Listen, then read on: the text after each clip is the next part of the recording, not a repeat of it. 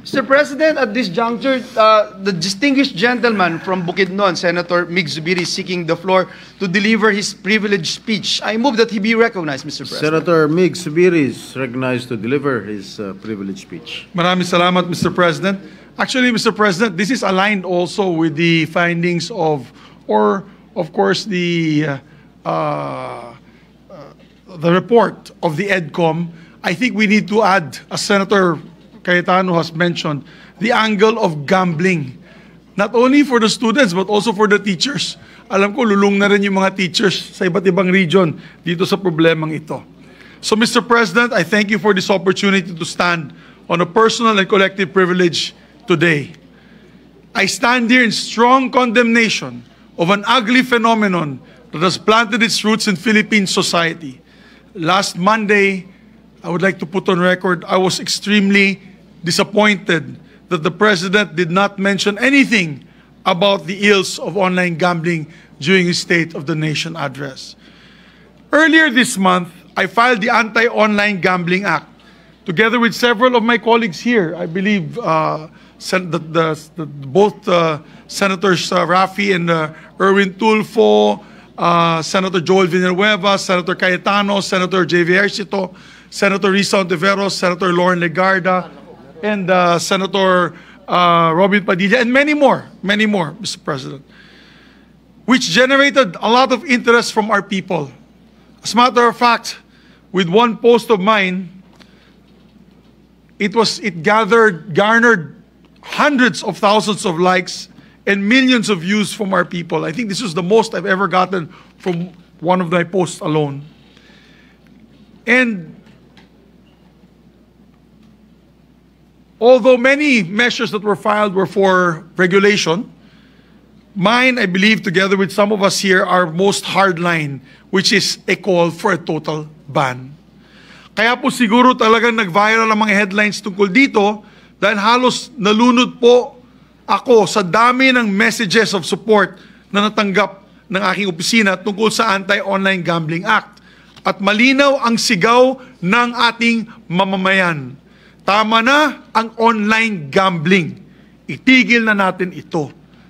Tawagin nyo na po akong sirang plaka, pero hindi ko po tatantanan ang isyong ito hanggat hindi natin tuluyan na puksa ang sakit na ito na sumisira sa buhay ng ating mga kababayan. One of the messages that really struck me was from my first press con. A mayor of mine in Bukidnon, Mayor Jimboy Angrabanes, was watching me live and texted me in support of our measure, saying that it is high time that we ban online gambling, especially since one of their constituents just recently lost his life to this. Sabi ni Mayor, isang 16-year-old varsity student daw po ang kumupit ng 100 pesos sa mga magulang niya para itaya sa online gambling. Marahil maliit lang po yung 100 pesos, pero sa ibang pamilya, lalo na sa mga liblib na purok, napakalaking halaga po nito. Ano pong nangyari? Natalo ang itinaya ng 100 pesos at para mabawi ito, sinubukan niya ulit. Pumusta? Tumaya ulit ng 100 pesos mula muli sa pera ng kanyang mga magulang. But we all know how this ends, Mr. President. Natalo lang po siya ulit. Sa sobrang hiya ng bata, siguro siya po ay hindi gano'ng kayaman at siguro nakuha niya po to para galing sa savings ng kanyang mga magulang. Ano pong ginawa niya? Nagpakamatay po siya, Mr. President. He was only 16 years old. This is a true story. And this is happening all over. As a matter of fact, Senator Kiko Pangilinan, the gentleman from Quezon City in Pampanga, just told me na kanyang kaibigan, yung kanyang in-law, ay napakamatay din. Correct? Empleyado mo, kamag-anak ng empleyado mo, nagpakamatay din. Hay nako, mga kababayan. Even my good friend, Kyle Jennerman, or better known as Kulas from Becoming Filipino Vlogs, also shared his sad encounter with a jeepney driver addicted to online gambling. 20 million views po yung kanyang message at shares. Napakarami, million yung shares. Nakwento po ni Nicolas na nakasakay daw siya sa isang jeepney nang napansin niya na si Manong driver ay tingin ng tingin sa cellphone buong pasada. Ayun pala, naglalaro na siya ng online slots at paulit-ulit daw ang pag-load ng 50 pesos para makataya ulit. Tataya, matatalo. Magsasakay ng pasahero, tataya, matatalo. Magbababa ng pasahero, walang katapusan. Lahat ng pinaghirapan ni Manong driver sa buong araw na kanyang pagmamasada, naubos sa ilang oras lamang on online gambling. Ano ngayon ang iuwi niya sa kanyang pamilya? What is really concerning about this online gambling phenomenon, Mr. President, is that it seems to thrive amongst our most vulnerable sectors. Our working class, our minimum wage earners, and even our children. This is very different from your gamblers who go to casinos. Wala po akong pakialam kung gusto nyo po mag-casino. May dala po kayong pera, punta po kayo dyan. And that is, lalabas ka talaga outside your comfort zone at pupunta po kayo dyan. Pupunta kayo na Sabungan kada linggo. Linggo lang po yan at Sabado. Ito po, yun po, yung dalawang yun, limited ang clientele nila. Sa online gambling, mga kapatid, mga kababayan na nakikinig po na yun, sa online gambling, everybody welcome. Everybody happy. Lalong-lalo na ang mga operator. At deadly ang online gambling. Dahil pwede po ito anytime, anywhere. Basta may cellphone at internet connections, pwede nang maglaro at malulong. In other words, Mr. President, we brought gambling into our homes. We opened our doors in our homes for gambling. Our workplaces, and even our places of worship. Tama sinabi po ni Senator Cayetano, pati mga simbahan, habang nakikinig sa sermon, naglalaro ng scatter. Pwedeng tumaya pagkagising sa umaga. Pwedeng tumaya habang nakaupo sa kubeta. Pwedeng sa gitna ng trabaho. Pwede sa biyahe pa uwi. Pati 10 oras ng gabi habang nakahiga na at patulog na sana, pwede pa rin dahil hindi naman nagsasara ang online gambling. 24/7 ito, mga kababayan. It also invites users to throw in any amount of money they want. Kahit hindi na mayaman, maengganyo ka na tumaya, mga kapatid. Kasi pwede namang 20 pesos, 50 pesos, meron nga 5 pesos at 10 pesos na taya. Ito na po, mga kababayan, ang bagong weteng. Digital na, pang pamilya pa. Pero yung unti-unting 20 pesos, 50 pesos, lolobo po yan, Mr. President. Hanggang hindi na namamalayan ng ating mga kababayan, naubos na pala ang inipon nila sa bangko at sa GCash. Or worst, lubog na sila sa utang. Mr. President, gambling addiction is a disease. And by allowing online gambling to continue, we are essentially allowing the disease to pervade in our homes, crippling our people under the guise of harmless fun. According to the statistics of the World Casino Directory, the Philippines now holds the dubious honor of being the gambling capital of Asia. Hindi na po yung Macau. Hindi na po yung Singapore. We are now the gambling capital of Asia with 79 licensed casinos operating in the country. We even bested Cambodia with its 48 casinos and Macau with only 47. Let me repeat, Mr. President, we are now the gambling capital of Asia. Nakakahiya po ito. This is nothing to be proud of. Luho at addiction po itong pasusugal at number 1 tayo dito. Ito ba ang gusto ng ating Pangulo na maging legasiya niya? Paglabas po niya, itong 2028 pag baba po niya sa kanyang tungkulin bilang Pangulo. Yes. The question, President, these are good and worthy causes, no doubt. But at what cost, Mr. President? At what cost? Dapat malaman ng taong bayan na ang kinita ng PAGCOR dyan galing sa mga bulsa ng ating mga mamamayan, mga tatay, mga nanay, mga lolo at lola, ang ating mga anak at mga apo na lulong na sa sugal. Ang mga pamilyang matutumbasan ba natin ang mga buhay na nasira ng online gambling? Ang mga pamilyang nawasak, ang mga kabataan na pariwara. Shame on you, PAGCOR. Shame on you, operators of online gambling.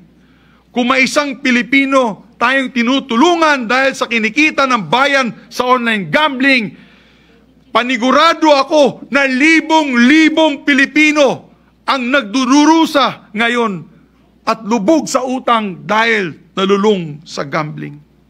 Kung may isang bata tayong mapapaaral mula sa online gambling, mas maraming mga bata rin ang hindi nakakapag-aral dahil na-addict na at kasama na kanilang mga magulang sa scatter at iba't iba pang mga laro sa kanilang cellphone. Lalo pa silang yumaman dahil wala pong naibanggit ang ating mahal na Pangulo. And in time, these operators will not just win by making money, Mr. President, but will also be harnessing and wielding political influence in the corridors of power. In my press con, Mr. President, I said this. We need political will. Mahirap ang mga kalaban na ito. Ang iba, politiko. Ang iba, kamag-anak na mga politiko. Mayaman masyado, mga bilyonaryo. Katulad ng sinabi po ng dating Pangulong Duterte, mga oligarchs po ito. But we have to stop this, Mr. President. If not, lahat po ng ating pamilya ay may biktima na sa online gambling. Using the words of the President, mahiya naman kayo sa mga pamilyang winawasak ninyo dahil sa online gambling. My worry, my dear colleagues, is that a time will come that online gambling, due to the sinful money they earn, they will continue to lord it over for the next decades. So my dear colleagues, I appeal to you. I beg you, let us act now. Let us set the policy right while we still can. Maraming salamat, Mr. President, and I leave my faith to the Senate of the I rise Republic. to make a manifestation, Mr. President, as the chairman of the Senate Committee on Games. I welcome the privileged speech of Senator Zubiri concerning the prohibition on online gaming and manifest my full support. Once the membership of the committee has been settled, we will conduct hearings to hear all sides. We will direct appropriate government agencies like the Department of Finance and PAGCOR to submit cost-benefit analysis, the foregone revenues from unregulated operations, as well as implications on employment, not to mention Not the an social interpellation, cost. Mr. President. It's a manifestation of support on the total ban on online gambling. And I would like to thank our esteemed colleague from Bukidnon and the Philippines for bringing this to our attention today. I think half the Senate are authors of our own versions of the ban on online gambling.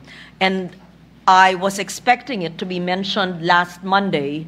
I hope that there could be pronouncements in the coming days, if not weeks, for either an executive order or just simply for the PAGCOR to discontinue its online gambling program. So I rise to express my full support for the privileged speech delivered by Senator Juan Miguel Zubiri on the urgent and disturbing issues surrounding online gambling operations in The our welfare country. of the Filipino people comes first. May isang lumalaganap na epidemya ngayon sa ating bansa. Mabilis at tahimik itong kumakalat sa bawat tahanan at ito ay ang online gambling.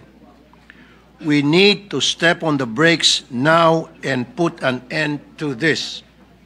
I therefore express my strong support for the firm stance taken by Senator Zubiri, who has also long called for the outright ban of online gambling. Isang addiction po ang online gambling. Isipin nyo, tataya ka lang ng 20 pesos, napakadali.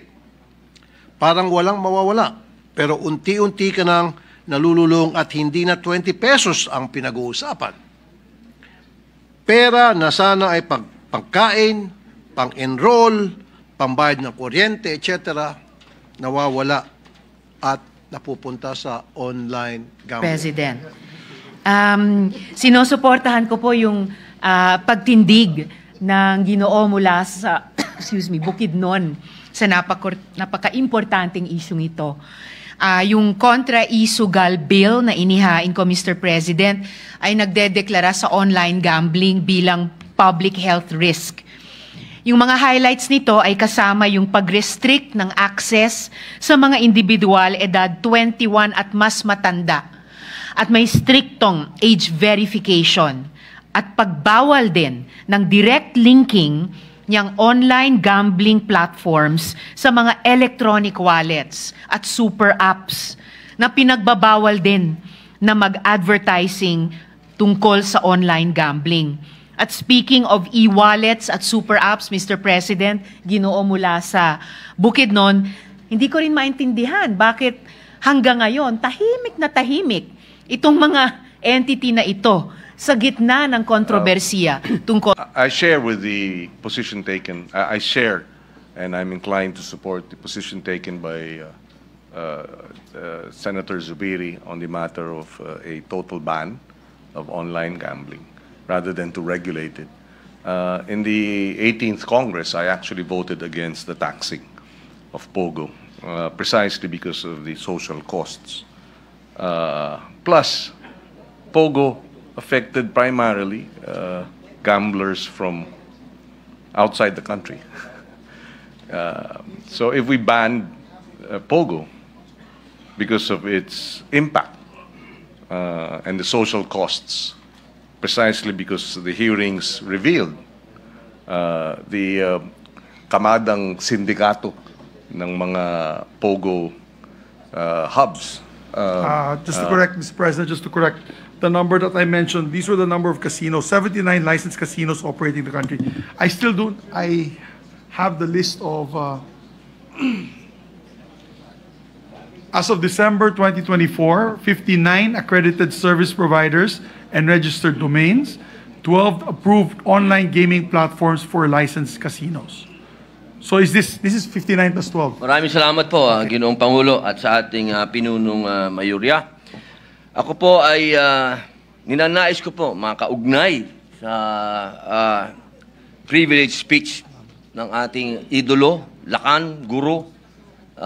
Sa inyo po nagmumula ang disiplina ng ating mga martial artists. Ako po ay saludo sa inyo. Kayo pong godfather ng aming Bangsamoro.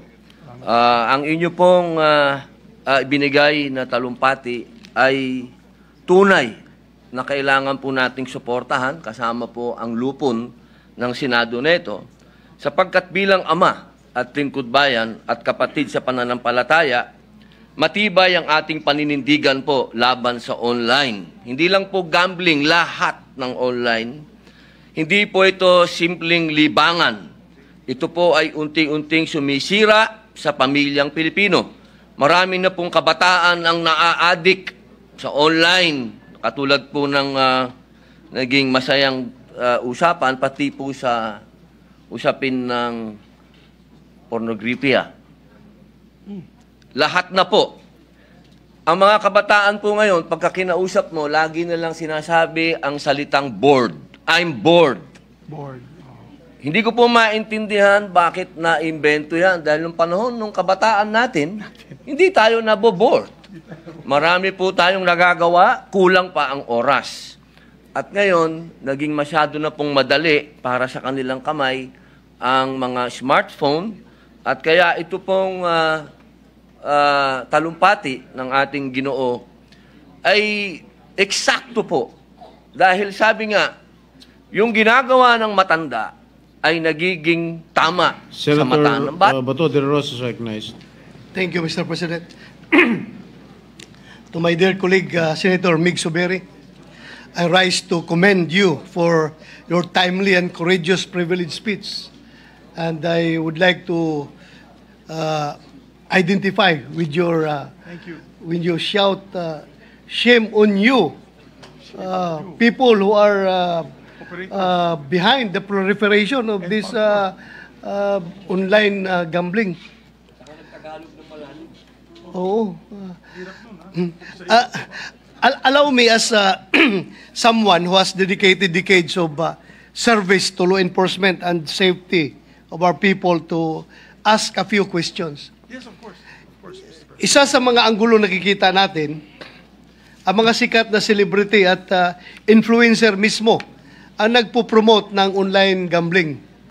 Ngunit sa panahon kung saan nalalaman na lang natin sa mga balita, sa social media at maging sa ating mga kapitbahay at kakilala na napakarami ng nababaon sa utang dahil sa online gambling at nagpapakamatay pa yung iba.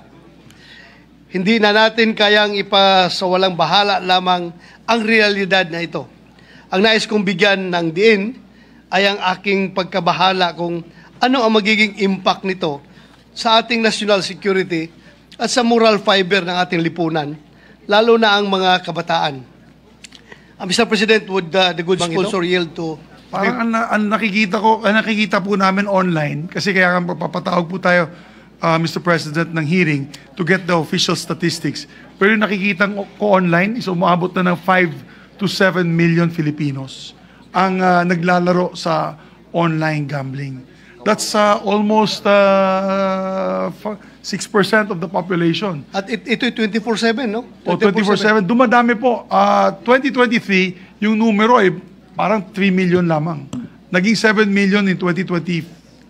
2025,